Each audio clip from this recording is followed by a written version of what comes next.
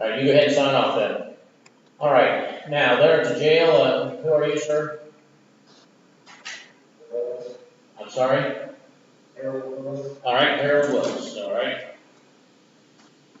And you're his attorney as well, I believe. I am, Your Honor. All right. This is case number 22 CR 006, State of Ohio versus Harold Henry Willis. Mr. Willis appearing from the jail by Zoom. His attorney is Jacob Wagner. He is actually present here in courtroom. We've had a mix of Zoom and in-person hearings here this afternoon. The assistant prosecutor, Adam King, is representing the state. The defendant is charged with 4 counts of rape, actually 7 counts of rape. This is a final pretrial. We'll have a trial date on May 9th. Now I see that the state provided a bill of particulars and discovery. Have you provided your discovery yet, Mr. Wagner? If I may, Your Honor, I have not. I've met with my client, if I may, sir, get ahead of myself. Okay. I've met with Henry multiple times, and in light of the seriousness of this case, we're looking at 7 life sentences, Your Honor. I'm still interviewing witnesses, tracking down people. A lot on my plate. I've spoken to my client, and the court would grant it, Your Honor. You are asking for more time to prepare. We were already filed a time waiver at the inception, I think, of our first pre-trial. Henry and I met over the weekend. He understands my request, and he's in agreement. Just a lot to investigate, Your Honor.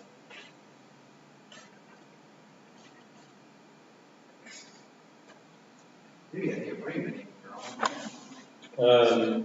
Well, We did it orally, and you wanted a written, so I went out and got it. yeah, here it is, February the 22nd. Signed a time waiver. Yes, sir. All right. Well, originally it was set for trial on April 28th. Was that after the time waiver? Actually, that was after the time waiver. Okay. All right. So you're requesting a continuance of the trial date? Just the trial date, I say just. Are you anticipating any pre-trial motions? No, Your Honor, no. It's a he said, she said. All right. Okay. Has a better written layout been provided? I don't know about written, but I know we've spoken at length with the prosecutor's office. We're aware of what their offer is. I will say that on the record. It's not written, but I have. All right. No, at some point that will need to be reduced to writing then. All right. Mr. Willis, your attorney is suggesting that I don't know if you can hear what he was saying or not. Could you hear what he was saying? Okay. Well, he's asking for a continuance of the trial date, which is right now set for the 28th of April, to have more time to investigate and prepare your defense. And you signed a time waiver back in February to waive your speedy trial time because you do have a right under the law to be tried within 90 days of the date of your arrest if you're being held solely on this charge. Now, there are things that do extend that time, including filings of motions and discovery and so forth.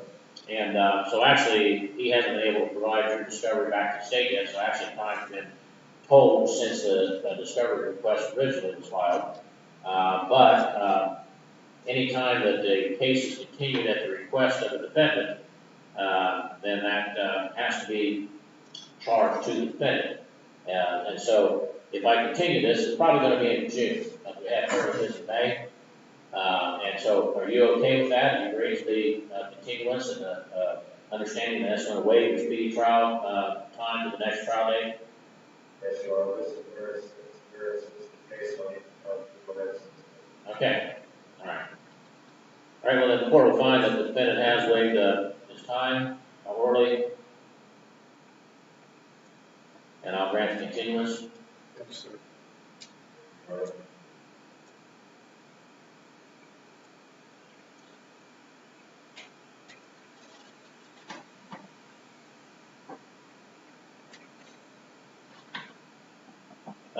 We will set a new retrial for May 18th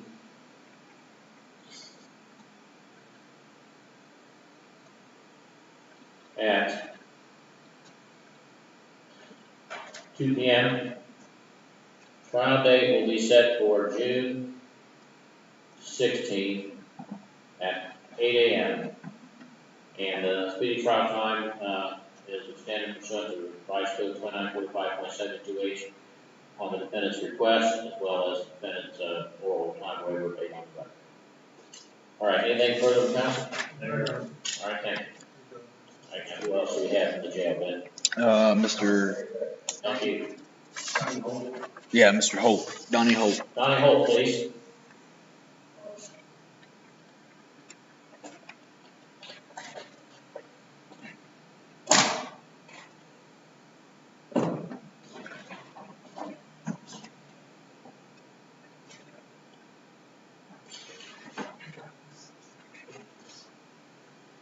Are you Mr. Eidner?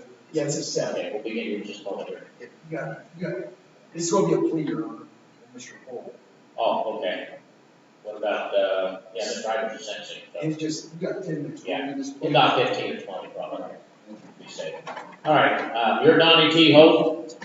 All right, this is case number 22 CR 70, State of Ohio versus Donnie T. Holt. Mr. Holt is appearing by video from the Justice Center. This is set up as a Zoom hearing, so he's appearing by Zoom. Mr. Wagner is actually present in the courtroom since he has other clients that are here in person. Do you think you'll need to talk with your attorney at any time during these proceedings? If you do, I can have you go into the jury room, get on his phone, and he can be talking. All right, well, at any time you want to do that, you just tell me, and I can put you into, have him get on and come into this meeting by Zoom, and then put the two of you in a chat room by yourselves, okay? All right, and you're agreeable to this matter being conducted by Zoom rather than in-person hearing? All right, you're agreeable with that, Mr. Wagner? All right. So the defendant is charged with 3 counts of aggravated trafficking of methamphetamine and 3 counts of aggravated possession, all third-degree felonies. The matter is set for a trial on May the 9th. It's the first pre-trial, final pre-trial is coming up the 20th. Mr. Holt has been presented with a plea of guilty form, which indicates you're going to withdraw your not guilty plea, plead guilty to 2 counts, counts 1 and 3. I'll just hold that up to the camera so you can see the first page. That's a little bit dark here. It's dark up here. Can you see your name there in the plea guilty form? Yeah. Okay. And then on page 3, there are signature lines. And just not quite halfway down, there's a sentence on page 3 that says, I enter this plea voluntarily. And right below that looks to me to be the signature of Donald Holt. So I'll hold that up to the camera. And is that your signature there by that X? And when did you sign this, Mr. Holt? Last week? All right, and out there at the jail? Yes, sir. And was Mr. Wagner there when you signed it to answer your questions and go over with you? Yes, sir. And do you feel that you had enough time to fully consider that decision before signing the agreement? Yes, sir. And since you did that last week, today's Monday, the 11th of April, you still want to go forward today with this plea agreement? All right, and did you enter into the agreement to plead guilty voluntarily? All right, now the agreement states that you're going to withdraw your not guilty plea, plead guilty to counts 1 and 3, aggravated trafficking of methamphetamine under 2925.03A1 of the Ohio Revised Code, both third-degree felonies. States you understand that the maximum penalty in each case could be 36 months in prison. The minimum would be 9 for a prison term. And then different levels in between. It goes from 9 to 12, and then every 6 months up to 36 months. And there's a fine of $10,000 available, a mandatory fine of $5,000, possible license suspension of 6 months to 5 years. And this says prison term mandatory. It is your point. Oh, because of the juvenile. Because of the 2 prior, Oh, okay. 2 prior drug convictions. Oh, okay, gotcha. Right, so that means that the prison term is mandatory, so there can't be any community control or probation. You have to serve whatever sentence is imposed because of a previous history makes it a mandatory prison term. You understand that? Are you, now under the law, if you plead guilty to both charges, you can get any sentence between 9 months as a minimum concurrent on the 2 charges up to a maximum of 72 months, the maximum of 36 months on each count consecutive. So the range is possible from 9 to 72 months, maximum fine of $20,000, and a mandatory fine of $10,000 total on the two charges, plus license suspension of 6 months to 5 years. Do you understand that? Excuse me. All right. Now, are you facing any felony charges in any other jurisdiction? Are you currently on community control, probation, post-release control, or parole for a felony? Okay, well, you should know if you are. Okay, all right. Now, under the law, if you are convicted of these offenses and serve a prison term, which, well, actually you have to serve a prison term because it's pending. Once you complete whatever term has been imposed by the court, the adult parole authority could decide to put you under post-release control supervision for a period of up to 2 years. It's optional. They don't have to, but they may. But again, it's up to them, not the court. And if they do, you'll be supervised in the terms they set. If they decide that you have failed to comply, they can return you to prison, even though you served the entire term of the court order, for a period of up to 9 months for one violation, up to maximum of half of your prison term for all violations. But if your violations do felony, then an additional whatever sentence the judge in due case would impose on you, that judge is also authorized to sentence you in this case is authorized to sentence you to an additional period of 1 year, whatever time for remaining on the post-release control, or committing a new offense while under post-release control in this case. And if that occurs, that sentence has to be served consecutively the sentence in the new case. You understand that? Amen. This monitor here is really dark. I don't know what's going on there, but it may need adjustments to say put in that new control lines. I don't know. Okay. I just noticed it when I was looking at it a while ago. I couldn't see it, but it's all right on this one. Yeah, I turned it off. I was talking to my bailiff. Yeah, not a problem. I'm having a little technical problem here. I was just talking to him about it.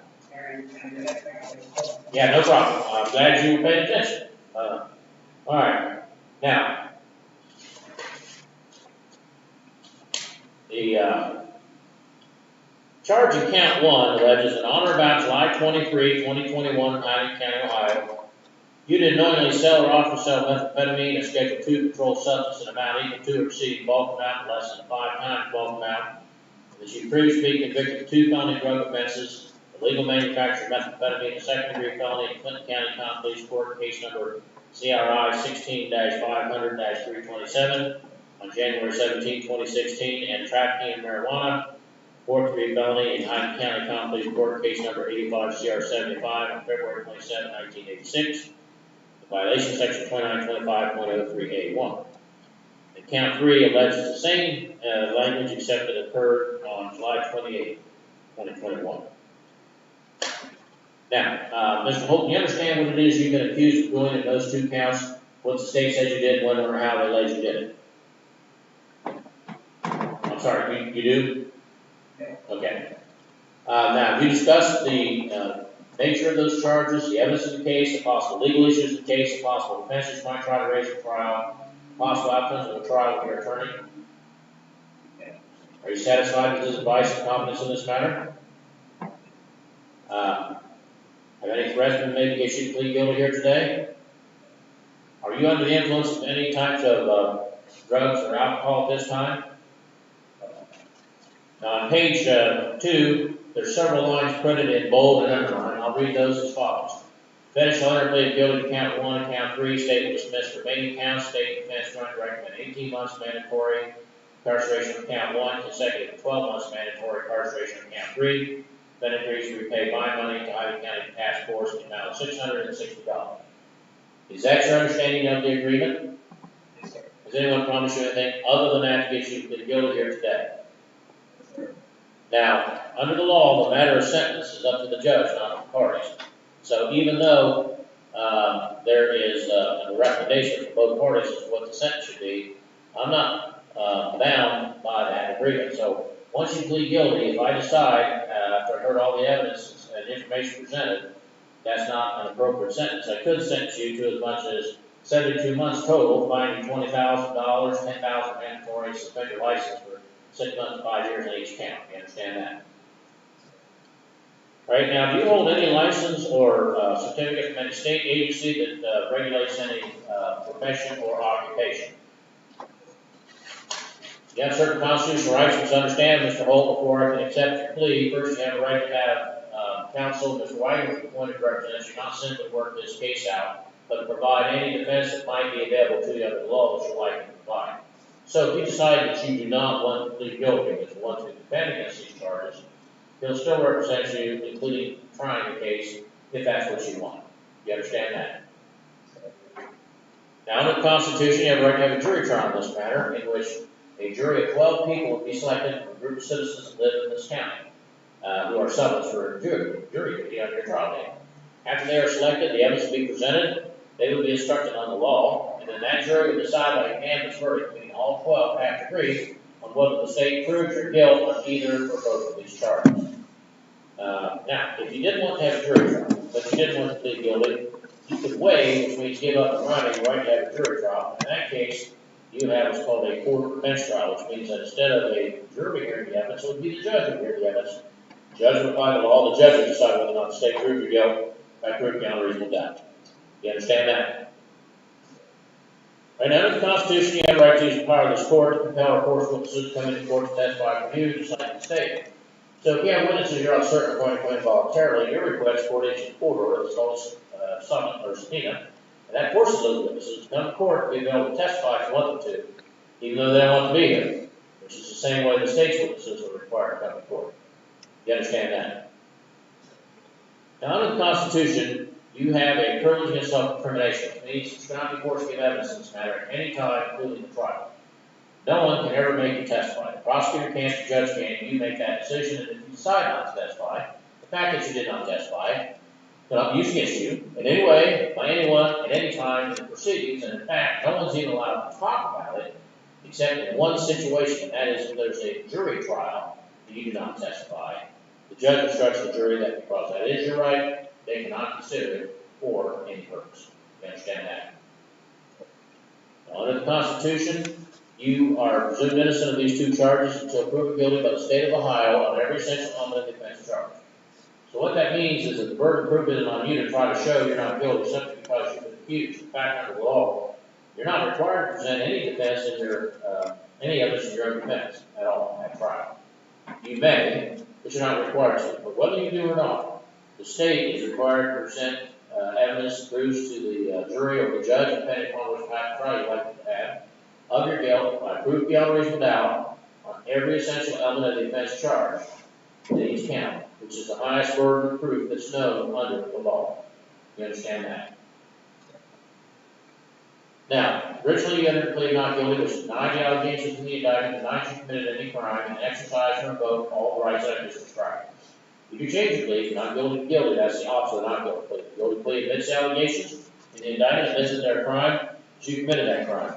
That plea waives, gives up all the rights I've just described for you, except the right to have an attorney. You always have a right to have an attorney no matter what you plead. But without exception, your plea of guilty waives, gives up the right to have a jury or a court trial. Waives, gives up the right to confront witnesses against you and to cross-examine through your attorney. Waives, gives up the right to use the power of the court to compel or force witnesses to come to court to testify for you, the same as the state. The waives, gives up your privilege against self-incrimination because you're saying you're guilty, and that's what you use to find you guilty. It waives, gives up your presumption of innocence because you say you're guilty, the state's not required to prove that you're guilty. It also subjects you to being sentenced immediately by the court, which is what's proposed here, which is likely to happen. And finally, it waives, gives up any right to file an appeal that you think you could have had up until this point in the case. Now, if I were to sentence you to maximum sentence or under other circumstances to file an appeal, that would have to be filed within 30 days of your sentencing entry being filed. You understand all of that? And are you a U.S. citizen, Mr. Holt? All right, now, do you have any questions about the charges and the possible penalties? You understand them? Have any questions about the plea agreement? You understand it? Have any questions about the constitutional rights I've explained? You understand those? Have any questions about the plea of guilty, what it means, what will happen if you enter that plea here today? You understand that? Now, is there anything you need to ask Mr. Wagner about before we go any further? You have any questions about anything that I've explained to you here today? All right, then this is your decision. Withdraw your not guilty plea, and plead guilty to counts 1 and 3 pursuant to the terms of the plea agreement that we just went over. All right, then as to the charge in count 1, alleges on or about July 23, 2021, in Hyman County, Ohio, you did knowingly sell or offer to sell methamphetamine, a Schedule II controlled substance, an amount equal to or exceeding bulk amount, less than 5 times bulk amount. She had previously been convicted of 2 felony drug offenses, illegal manufacture of methamphetamine, a second-degree felony in Clinton County Common Pleas Court, case number CRI 16-500-327 on January 17, 2016, and trafficking marijuana, a fourth-degree felony in Hyman County Common Pleas Court, case number 85-CR75 on February 27, 1986, violation of section 2503-81 of the Ohio Revised Code, a third-degree felony carrying a mandatory term of between 9 and 36 months in the instance provided by law, fine of up to $10,000 in each count, mandatory fine on each count of $5,000, and possible license suspension on each count of 6 months to 5 years. How do you plead? All right, as to count 3, which alleges the same thing, except alleges that it occurred on July 28, 2021, but otherwise the exact same language that I just read to you. How do you plead? All right, thank you. Court finds that on this date of the court, that was advised of all its constitutional rights, a knowing, intelligent, voluntary waiver of the same pursuant to criminal 11. Please accepted and ordered filed. Defendant is found guilty of counts 1 and 3 as set forth in the indictment. Counts 2 and 4 to 6 are dismissed. Now, inasmuch as these are mandatory sentences required by law, there's not a request for a pre-sentence investigation. The court doesn't see the reason to provide one, but request one, I should say. I'll go ahead and proceed with sentencing. King, you have to say. Only was contained in the plea agreement, Your Honor. Wagner? Your Honor, we asked the court to follow the recommendation that the state and myself have come up with. Obviously, the court clearly be concerned because of the priors. But I would ask the court to consider to give my client credit. We were here at the first pre-trial. Once presented with the discovery of the case, Mr. Holt was not difficult at all. Basically, JD can investigate can. That's why this case was moving along at the speed that it has, Your Honor. Again, I've been out to see Donnie. He's obviously getting a little bit older. I mean that respectfully to him. He's walking around with crutches out there. Again, Your Honor, we just asked the court to follow the recommendation. That's all, sir. All right, Mr. Holt, anything you'd like to say? All right. It is a judgment over the court defendant B is hereby sentenced to a mandatory term of 18 months on count 1 and a mandatory term of 12 months on count 3. Those sentences are ordered to serve consecutively to each other for a total of 30 months. Defendant is granted 38 days of jail time credit for arrest on March 5th. Is that correct? Sounds about right, sir. All right. Which as of today is 38 days. You're also ordered to pay the court costs of judge grant execution order. If you haven't do that, that can be collected from various means, including the levy of a bank house, wages, earnings, or other assets you may have. That doesn't collect it, then upon completion of the prison term, then the court can order you to do community service, give you credit for each hour you work, and earn away set by the court. Each hour you work, reduce your credit by that amount until paid in full.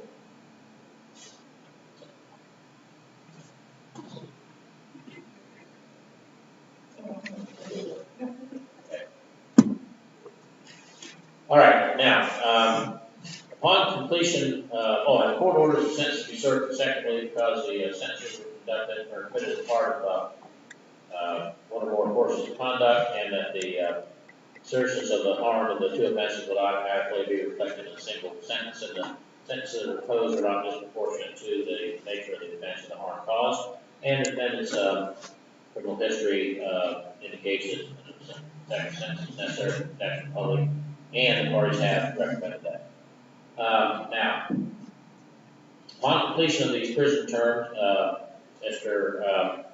Holt, it is possible that Dog Full Authority will put you under post-release control supervision for a period of up to 2 years. They don't have to, but they can. If they do, you can supervise on the terms they set. They determine that you have failed to comply, they can return you to prison, they can serve an additional period of up to 9 months for any one violation, up to a cap of half of the prison term, which would be half of 30 is 15 months. But if you commit a new felony while you're in post-release control in this case, then in addition to whatever sentence the judge can impose in that new case, that judge could also sentence you for committing that new offense while under post-release control in this case for an additional period, 1 year, whatever time left on the post-release control, whichever is greater. That occurs after served consecutive sentences in the case. The court also orders you make restitution in the amount of $6,600 to the Huntington County Task Force, and that payment will be made through the victim witness restitution escrow account. That is a substantive order, means that it can't be discharged in bankruptcy, and you could be required to come back to court if you fail to make payments on that once you are released from prison. All right, is there anything further, counsel? Just so the record's clear, the restitution is actually $660, not $6,000. Oh, I'm sorry, $660. I said $6,600, didn't I? Yeah.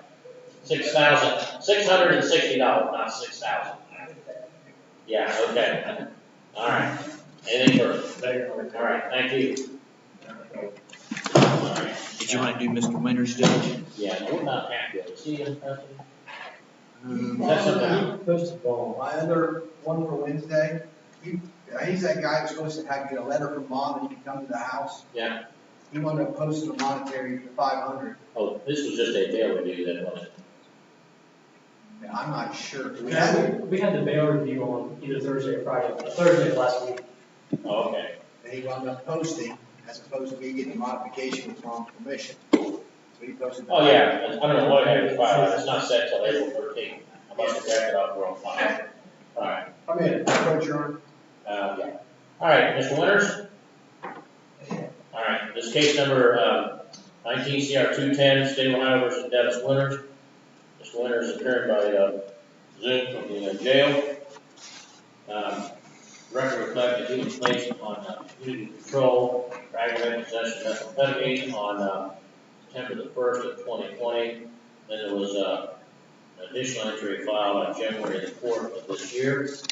The probation department filed a notification actually last week that you had failed to comply with the terms of the community control. They alleged that you violated Rule 7 and that you were administered a drug screen on April 4 while incarcerated at Greenville Jail, tested positive for methamphetamine, buprenorphine, and fentanyl. Rule 15, you owe $520.50 for made no payment. And you have violated Rule 19 and failed to complete recommended aftercare. Now, you're entitled to have an attorney that represents you, and did you fill out your financial disclosure form, Mr. Winters? Yes, Your Honor. Well, I'm going to go ahead and point one for you and set the matter for hearing because I don't have a probation officer here today, and I'm not in a position to go forward. So the court will appoint Ms. Witt to represent you, and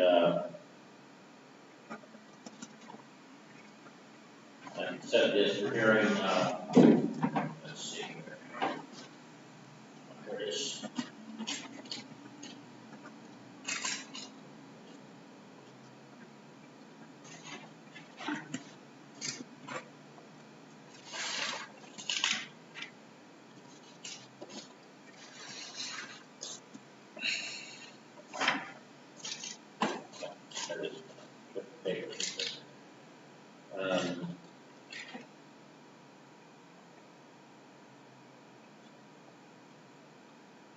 April the 21st at 10 o'clock, or I mean at 1 o'clock. So notify your attorney of appointment to be held without bail until that time. All right, thank you. Is that everybody else, Joe? Now? Yes, sir. All right.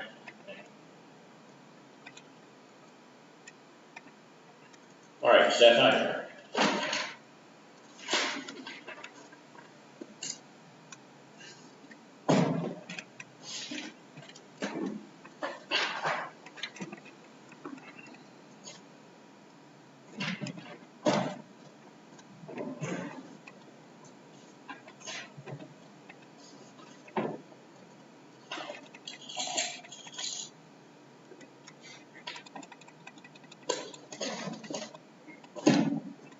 All right, case number 22 CR 33, State of Ohio versus Seth L. Eidner.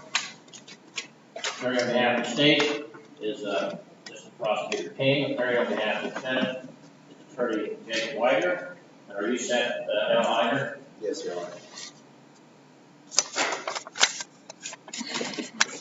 All right.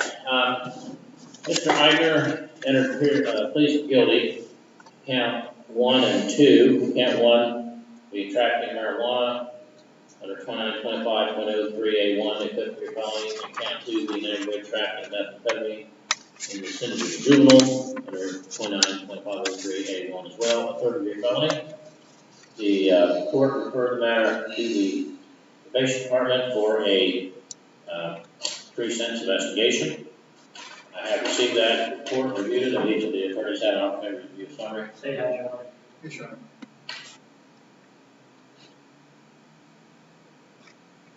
All right. Anything from the state regarding sentencing? Only was in favor, so you will make your honor.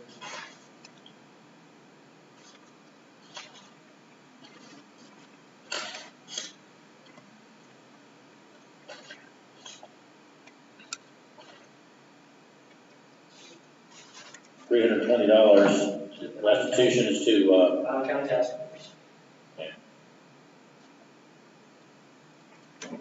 we're going to add that to the plea agreement. I'm writing it in today. It won't be shown in the record downstairs if anybody checks the hard file.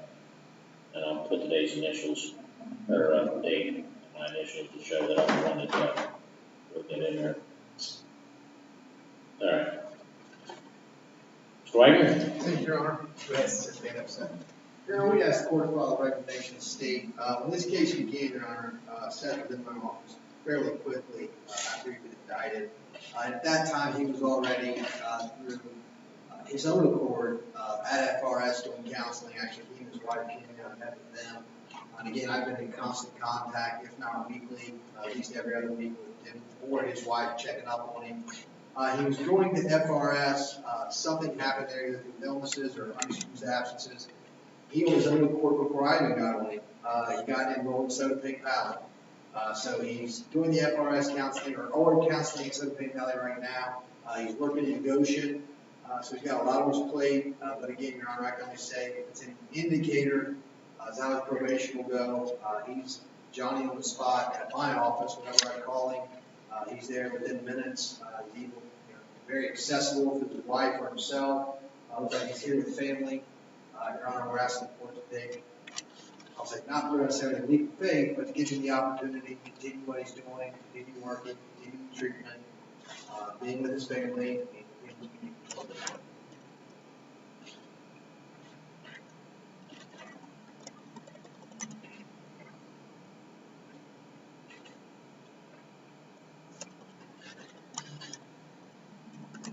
Right, or anything you'd like to say?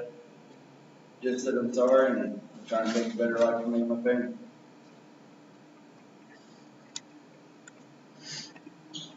Well, the time the probation report was listed, we were still at FRS, and then I just got the fax on the 8th, Friday, from Soda Pink Valley, said you were there on April the 6th, and diagnosed with stimulant use disorder and cannabis use disorder, and they're going to be in outpatient treatment once a week.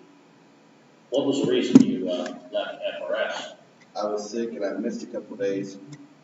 And then I didn't have an excuse though for all the 4 days that I missed. She only got an excuse for 2 days, so she told me that I had to restart group, which it was quicker for me to get into Soda Pink Valley than it was to get back to FRS. Well, one of the things about Soda Pink Valley is the program is only once a week, and makes me wonder if perhaps you just were missing and got booted out, decided to go there so you wouldn't have to go as much. Because here's what I'm looking at. You've been in outpatient recovery before 2020, successfully completed it, administered for it. You were back in that as of February the 9th after you got charged on this. And then I look at your history and you have a lot of misdemeanor offenses, no felonies, but a lot of misdemeanor offenses. And a lot of probation. And my concern is I'm not certain that once a week is going to be enough for you. But at this point,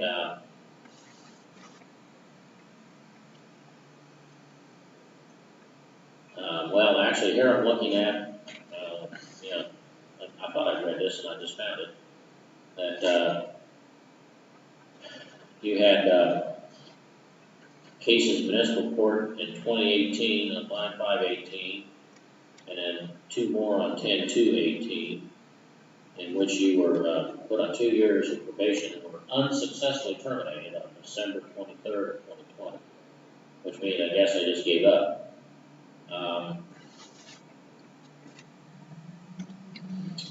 You tested positive while under pretrial supervision, in this case, for alcohol as well as marijuana.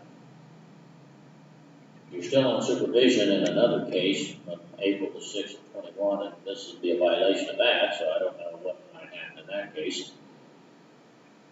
But, you know, it appears here that you have some issues in terms of doing what you're supposed to do. I see here 2 warrants for shoplifting in Kentucky, one out of Fayette County from 11/4/21, which I believe is Lexington, one out of Harlan County. I'm not sure where that is for shoplifting. Both of those are misdemeanors. That was on August the 2nd of 21. So, yeah, I think that very skeptical you're going to be able to stay clean. But it is your first felony offense, even though that 3rd-degree felony gives me the authority to send you to prison on a first offense. I'm going to give you an opportunity to prove that you're going to be able to do this. But what you're going to have to do is you're going to have to quit using drugs. And if you think that you're going to just get by once a week and beat a problem, I don't think that's likely to happen. But at this point, we'll give you that opportunity. So, it's your order of the court to be sentenced to a term of 3 years, including controlled supervision under the supervision probation department. Under these conditions, you obey all laws and all jurisdictions, conduct yourself in all honor and manner at all times. Report when and as directed, be truthful in all statements you make in the probation department regarding your conditions. You must keep them informed of your residence, place of employment at all times. You may not change either without prior permission. You may not leave the state of Ohio at any time without prior written permission, and you must have a copy of that written pass with you when you're out of state. You may not enter upon the grounds of an correctional facility, nor may you communicate with or attempt to communicate with anyone who's an inmate in those facilities without prior written permission. Now, because of your conviction, you're prohibited under both federal and state law from purchasing, possessing, owning, using, or having under your control any kind of firearm, ammunition, or dangerous ordnance. If you do so, that will be a violation of the felony and both state and federal law subject to prosecution. It's also a condition that you not have any of those items while under community control in this case, nor any other weapon of the type. You're not permitted to purchase, possess, use, or have under your control any type of controlled substance, drug abuse, CBD, oil, kratom, or any variant or analog of any controlled substance that has effects similar to controlled substances or drugs of abuse, or any instrument device you think may be used to administer them or prepare them for administration. Unless you have a copy of that that's lawful, and you must provide that within 24 hours. You're to submit to drug testing when and as requested. Just in case you get the right idea, some of my probationers have, that they will get a medical marijuana card. You're not permitted to have medical marijuana. But honestly, it's a scam. It's just a way for the state to raise money. It's kind of like alcohol. They're taxing it. Now, some people who smoke pot, it's not a problem. But when they smoke pot, they sell it, then they start doing other things like you have, it's a problem. And then it just becomes a means of self-medicating to avoid dealing with a real substance use disorder. So the treatment specialist and all of the training and education I've had regarding drug court and people dealing with sobriety is that medical marijuana cards are a big problem for people in treatment because it's just self-medicating. Be like if we just let you drink, that's what you or sold to, even if it's otherwise lawful.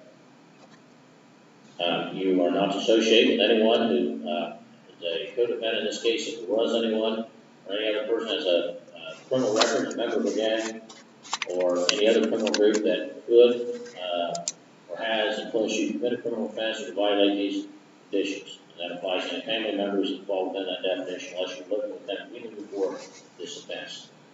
You are not, or you must report any conviction, citation, or other charge of violating the law not later than the next business day after that occurred. Then provide your supervised officer financial information records so your ability to pay any fees costs to be reviewed. Now, if you are referred by the probation department for an assessment or evaluation, any further type of treatment, therapy, counseling, training, or educational programming beyond that ordered by the court, you're to submit to that. If they tell you that you have to undergo any kind of treatment or therapy, if that includes residential treatment, then you are to enroll in and successfully complete that program. You're to pay the court costs of this action and make payment arrangements to do so with the clerk. You're to pay restitution through the victim witness escrow account. And let's see, what was that amount again? $320. All right, $320 at the rate of $50 a month, beginning July 1st of this year. And every first on before the first month, each month after that. And that is be payable through the Huntington County Victim Witness escrow account. And you are to pay any service fee that is charged for that service. And the court costs are also be able to pay as a substantive order if you fail to make payments or otherwise pay those. And the court can collect that through various means, including levying on bank accounts, wages, earnings, or other assets that you may have. If that doesn't collect it, then the court will review your service, give you credit for each hour you work, and an hourly wage set by the court. Each hour you work, reduce your credit by that amount, they'll pay in full. Now, in the event that it's alleged that you have failed to comply with these conditions, well, I don't know, did I say that by being placed in control, you're consenting to serve without a warrant? If not, I'm going to go ahead and say it again, just to be safe. By being placed under control, rather than being sentenced to prison, you're deemed consented to search without a warrant. Person or residence vehicles owned by you, used by you, or any other property places under your control where you're found at any time, by any supervised officer or any other officer of the probation department. Now, in the event that probation fails, appeals that you have failed to comply with these conditions, they will file a written notice out with the clerk. You'll be served a copy. The court will set a hearing. You'll be entitled to have an attorney. If the outcome of that hearing is that you have failed to comply, then at that time the court can revoke your control and sentence you to prison between 6 and 48 months and fine you up to $12,500. If that occurs, then once you complete the prison term imposed by the court, the adult control authority may put you under post-release control supervision for a period of up to 2 years. They don't have to, but they may. If they do, you'll be supervised on the terms they set, and in the event that they find that you have failed to comply, then they will have the authority to return you to prison to serve an additional period of up to 9 months for one violation, up to a maximum of half of the prison term for all violations. However, if the violation is a felony, in addition, whatever sentence the judge in a new case imposed upon you, that judge is also authorized to sentence you in this case to an additional period of 1 year, or whatever time is left on that period of post-release control, whichever is greater. If that occurs, that has to be served consecutively to the sentence in the new case. You're also ordered to pay the mandatory fine of $5,000. To be paid within 3 years. If you don't have it paid within the 3 years, then your control could be extended. And let's see, that will go to mandatory drug enforcement fund of prosecutor and. I'll have to check the breakdown because it just depends on the agencies that were involved here. Okay. A portion of it would go to task force, a portion would go to Hillsborough Police Department was also involved in this case, a portion got rid of them, a portion of the prosecutor's office. All right, submit an entry then, specifying that. You said $5,000. $5,000 is a mandatory fine per entry to be submitted by state.